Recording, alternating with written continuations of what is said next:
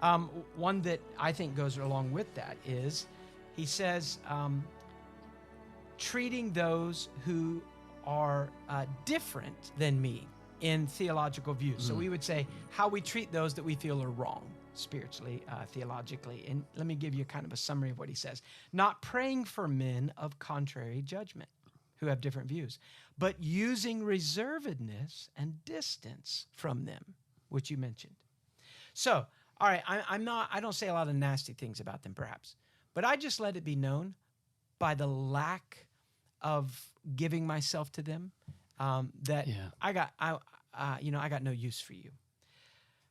So then he goes on, being more ready to speak of them than to them. So you've got problems, but I don't want to talk to you about it. I'll talk to everybody else. Yes. Or to God for them, prayer. So good test for us. Do I speak, any person that I'm disagreeing with, do I speak more about them to people than I speak to them or to God for them? Very simple test. Not weighed with the failings and miscarriages of others, not weighed down with their failings, but rather taking advantage thereof for justifying ourselves. In other words, I told you I was a good, orthodox, solid Christian. And the evidence is Joe over here is not, and look how good I am compared to Joe. Yeah. Talking of them and sporting at their faults rather than compassionating, rather than being caught up with a real compassion for them. And this goes with that lack of love. If you have a child in your home that is rebelling and breaking your heart, you don't mock them to your friends. Right. You hardly even want to talk about it because it's just so sad. You can't sleep easily through the night. You've been up crying out to the Lord. Things don't seem to be getting any better. But really, them returning to the Lord, it's so important to you. You wouldn't think of mocking them to others.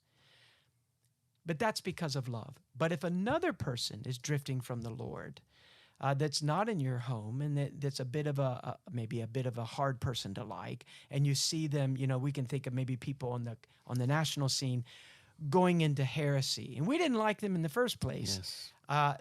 It is so easy to mock them to other people for their heresy because you do not love them.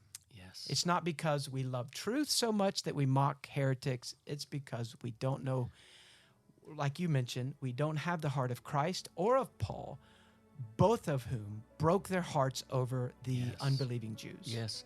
I think of prominent Christian leaders who have fallen recently, and how easy it is to, like you say, kind of point fingers and maybe find something that you were critical of to begin with in their ministries, and to just sort of almost delight in their falling.